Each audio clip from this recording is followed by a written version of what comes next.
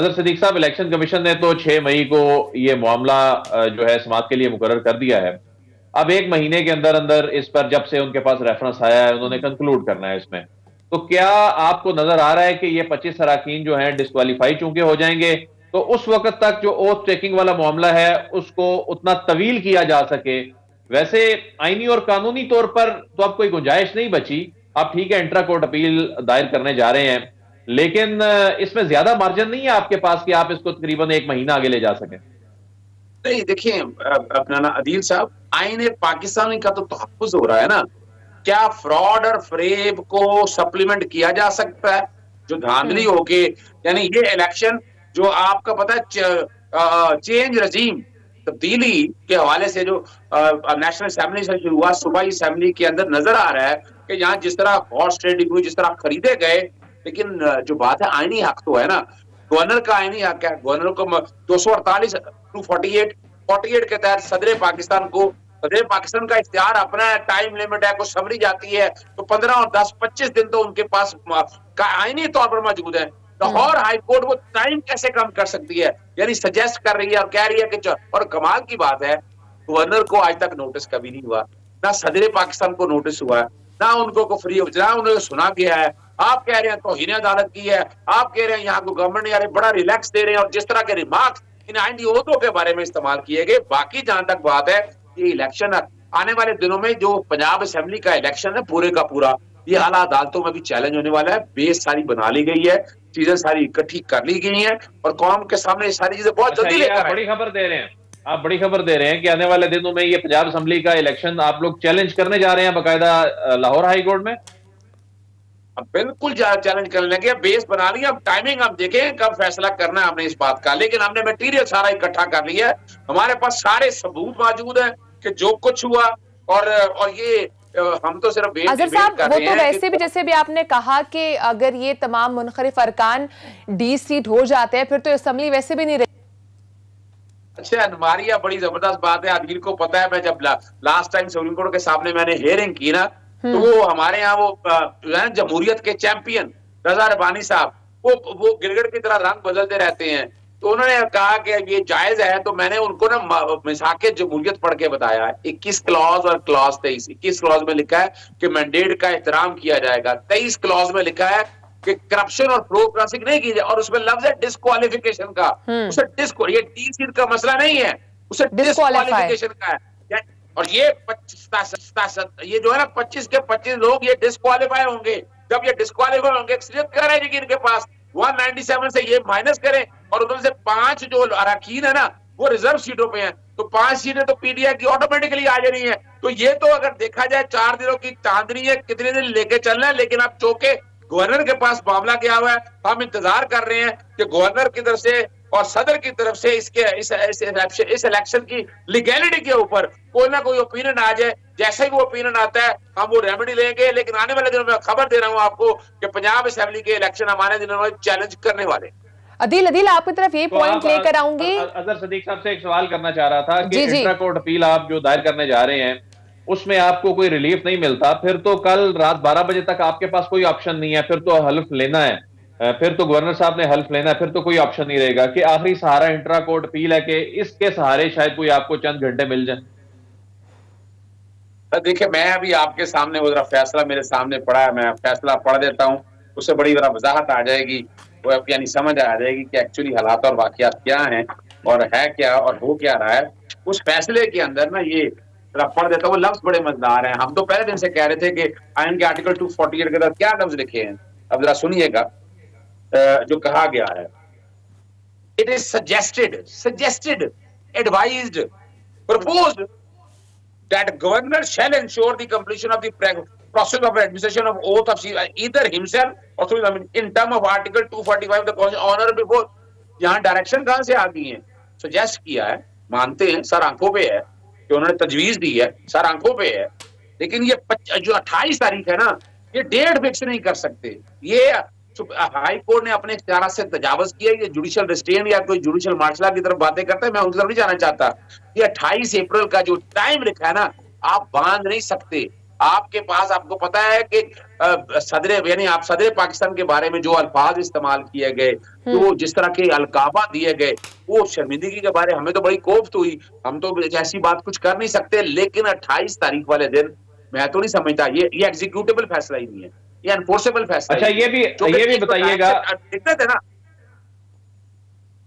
ये भी बताइएगा कि वफाकी हुकूमत तो गवर्नर को हटाने से मुतल्लिक फैसला कर चुकी है, उसमें बड़ी रुकावट सिर्फ सदर मुमलिकत हैं, और इस मामले में भी सदर मुमलिकत आखिर कब तक रुकावट बांध सकते हैं? अगर प्राइम मिनिस्टर साहब जो हैं वो एडवाइस भिजवा दें सदर मुमलिकत को, तो वो भी एक कोई टाइम फ्रेम है इसमें, या सदर जब चाहेंगे, जब तक सदर की खुशनुदी हासिल उन्हें रहेगी जैसा कि आइन में लिखा है, उस वक्त तक गवर्नर अपने फराइज सर अंजाम देते रहेंगे?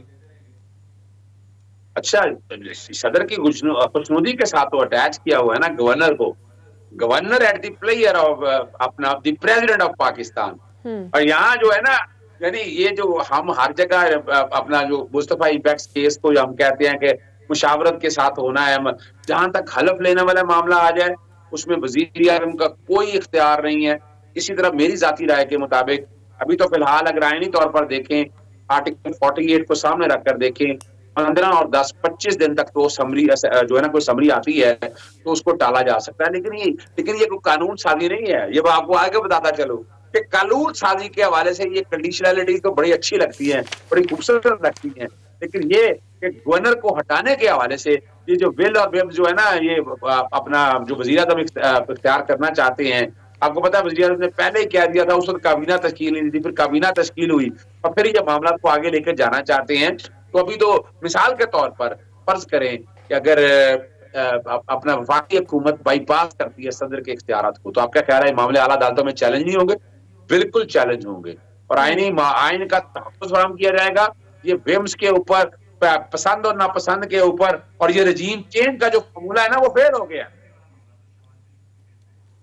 ठीक है, तो ये यानी आप जी प्लीज साहब, मैं आगे मूव करना चाहूंगी। शहबाज शरीफ साहब मनी लॉन्ड्रिंग केस में आज भी पेश नहीं हुए हैं और उन पे आज फिर फर्द जुर्म आयद नहीं हो सकी है। सो आप का इस पे क्या टेक है? क्योंकि आज अदालत ने काफी नाराजगी का इजहार भी किया। उन्होंने कहा है कि अगर वो पेश ना हुए तो उसको हम मजीद समाअत को मुलतवी नहीं कर सकते। मारे आप एक चीज भूल गए हो, FIA वालों ने कोई एतराज नहीं उठाया। आप परेशान नहीं हो इस बात पे, प्रोसिक्यूशन FIA वालों ने कर रही है, उन्होंने कोई एतराज क्यों नहीं उठाया? तो उनके इमीडिएट बॉस जो है ना, वो वजीर आजम है। वो किस तरह से इमीडिएट मुराद ये है कि वजीर दाखिला, और इन्होंने आते ही DG FIA अपनी मर्जी का लगाया, और अब तो कैसे हो सकता है? ये तो मेरी बात सुनिएगा, मुझे तो फेयर ट्रायल नहीं हो सकता यहाँ पर। मैं तो बड़ा वादा का हूँ कि आप देखिए, इमरान खान साहब ने एक अच्छी रवायात कायम की थी। इन लोगों के खिलाफ जब ये केसेस वैसे चल रहे थे, इनसे इस्तीफे ले लिए थे कॉन्फ्लिक्ट ऑफ इंटरेस्ट को सामने रखते हुए। यहाँ क्या हाल है? यहाँ तो आपको पता है Guinness book of world record में ये नाम जा रहे हैं आपके कि इस मुल्क की काबीना के अंदर इतने लोग मौजूद हैं जो बेलों के ऊपर है, जो केसेस चल रहे हैं। चाहे शायद पूरी दुनिया की तारीख में कोई वाकत ये होंगे। जुर्म तो नहीं साबित हुआ ना अभी तक अदर सदीक साहब, जुर्म तो साबित नहीं हुआ ना अभी तक, तो सिर्फ इल्जाम है अभी तक, तो सिर्फ इल्जाम है। बात फिर वही है ना, बात अदील वही है कि इल्जाम है तो इल्जाम धो लेते ना।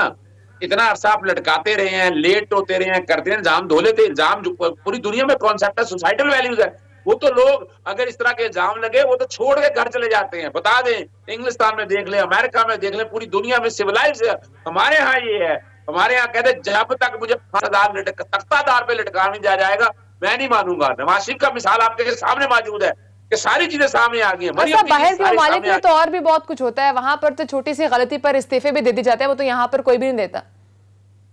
वो तो अब बहुत हकीकत है। मारिया आजकल में एक और असल में क्रेडिट जाता है अदील का, ये शरारतें करता रहता है, नई नई चीजें, और अपना 62(1)D और E है, यानी क्वालिफिकेशन में लिखा है कि ऑफ गुड मॉरल कैरेक्टर। ध्यान में लिखिएगा, और इस्लामिक टीचिंग सारी पता होनी चाहिए, और एब्सटेन करेगा मेजर सिन के साथ। ये आइन के आर्टिकल का आपका 62(1)D और E का हिस्सा है। इस पर कभी अमल दरामद करने की कोशिश की? कम से कम मुआशरे के अंदर ये जो सारी बातें छोड़ दें आप, इनके ऊपर जो इल्जामात है करप्शन के, ये सारी माशरे में कोई कहता है कि ये शरीफ आदमी, आप अंदाजा लगाए, आप कहीं जाते हैं तो नारे लगते हैं, चोर चोर के नारे लगते हैं, और ये सारा कुछ हम देख रहे हैं। इस आईन पाकिस्तान को, सोशल कॉन्ट्रैक्ट को खुदा रहा, इसको एनफोर्स करें उसकी सही शक्ल के अंदर। इस मुल्क में साफ लोग आगे आए। यानी इन्होंने 2 हफ्ते हुए ना, 2 हफ्ते में आते देखिए कारकर्दगी, आपको पता है इस मुल्क के लिए कितना कुछ किया इन्होंने सबसे पहले आके नाम ECL में से निकाले, कितना बड़ा कारनामा किया। काबीना के अंदर इन्होंने जो जिन पे करप्ट है, जिन पे जात है, वो सनकी इन्होंने। फिर इन्होंने क्या किया कि उम्रा करने जा रहे थे तो सारे खानदान को सारे देख ले। अजहर साहब, ये साफ लोगों का तो क्लैरिटी तब मिलेगी ना हमें जब किसी के ऊपर कोई इल्जाम, कोई चीज प्रूव होगी, और उसके बाद फिर हम आगे उसको प्रोसीड करेंगे और हम कहेंगे अब ये चीज डिक्लेयर्ड है। मैंने इसीलिए आपके लिए 62(1)(b) और 62(1)(e) पढ़ा मैंने आपके लिए, इसीलिए कि खाली ये इशू ये नहीं है। देखिए इल्जामात अजहर सिद्दीक पे लगे हैं या आदिल बड़ाइच पे इस तरह के लगे हैं, या अपना इमरान खान के ऊपर लगे हैं, या असद उमर के लगे। मैं नाम बता रहा हूँ आपको, यानी इन्हीं में से कई नाम ऐसे ले रहे हैं कि जिन पे, यहाँ तो जुबैर उमर के वीडियोज ऐसी आ गई थी अब तक, लेकिन कहाँ है वो आराम, उन्हें को फिक्र ही कोई नहीं है। अजहर साहब, इसका मतलब ये है कि जो आपसे पहले बात हो रही थी लाहौर हाई कोर्ट के फैसले से मुतल्लिक, जो मीडिया पे तासुर ये मिल रहा था कि कल तक की डेडलाइन आ गई है, तो आप समझते हैं ऐसी कोई डेडलाइन नहीं है, ना ही कल कोई ओथ लेने जा रहे हैं गवर्नर साहब? अच्छा, ये तो गवर्नर ने फैसला करना है, मुझसे एडवाइस ली तो मैंने एडवाइस दे दी। मैं ऐलान बात कर रहा हूँ आपके प्रोग्राम में, मैं कह रहा हूँ, और लार्जर बेंच के सामने ये टाइम लिमिट की बात आती कि अगर नहीं दिया, अगर हलफ है, it's question of first impression, अगर ऐसी बात की तो आप लाते, यानी ऐसा तो नहीं है ना कि मैं, यानी अटॉर्नी जनरल, बड़ी मजेदार बात बता रहा हूँ आपको अदील बड़ाई, अटॉर्नी जनरल के पुराने लोग थे, जो नए आए वो सारे आकर बैठ के उनके साथ तजवीज डिस्कस करते थे, क्या होना है क्या नहीं होना, हम देखते रहे वहां अंदर। एक और एडिशनल अटॉर्नी जनरल जाकर आप बताना चाहे अदालत को कि ये गलत कह रहे हैं, उन्होंने कहा आपके पास कोई अथॉरिटी है? अथॉरिटी तो भाई जो उनकी अपनी मर्जी का लेके आए, तो मुआवनत तो नहीं ठीक हुई, इन्होंने कानून के मुताबिक, आइन के मुताबिक मुआवनत करें आप, लेकिन ये कोई तरीका नहीं है कि आप बैठ के, और आइन का आर्टिकल 10 से कहां गया, 4 कहां गया, 5 कहां गया, आपने सारे प्रोविजन तो तोड़ के रख दी है आपने सारी। बिल्कुल, पॉइंट टेकन। बहुत शुक्रिया। सीनियर माहिर कानून मोहम्मद अजहर सिद्दीक साहब नाज़रीन हमारे साथ मौजूद थे। अदील, मैं चाहूंगी समअप आप कर दें, ये ऊंट अब किस करवट जाकर बैठेगा, क्योंकि अजहर साहब तो कह रहे हैं कि हम इस तमाम मामले को आगे जाके चैलेंज भी करेंगे, तो ये मामला तो बहुत डामाडोल होते नजर आ रहे हैं। देखिए अजहर साहब चूंकि इस मामले को कानूनी तौर पर देख रहे हैं और उन्होंने अभी फैसला भी पढ़कर सुनाया, और उनके मुताबिक वो ये कह रहे हैं कि जी उन पर तो बाइंडिंग नहीं है, कोई डेडलाइन नहीं दी गई, उसमें तो कोई डायरेक्ट नहीं किया गया गवर्नर को, तो वो तो आसार नजर नहीं आ रहे कि हल्फ जो है वो कल हो, जो इन्होंने तजवीज भी दी है, जो सिफारिशात भी इन्होंने गवर्नर साहब को दी हैं। और पाकिस्तान तहरीक इंसाफ ने जितना इस मामले को लटकाया है, गवर्नर साहब ने भी इस मामले को, हल्फ वाले मामले को जितना आगे लेके जा रहे हैं, तो मुझे नहीं लगता कि कल ये ओथ लें। और वैसे भी इंटर कोर्ट अपील दायर करने जा रहे हैं, और उस वक्त तक उस पे जो भी ज़ाहिर है फैसला होगा, उस वक्त तक ये इस मामले को डिले, यानी कि ये मामला इस वक्त डिलेड होता नजर आ रहा है। अब देखना ही होगा कि कल या तो गवर्नर साहब इस मामले को खुद किसी एंड पर लेकर जाते हैं, या किसी नुमाइंदे को इसके लिए नामजद करते हैं, या क्या मजीद इसमें डिले टैक्टिक्स इस्तेमाल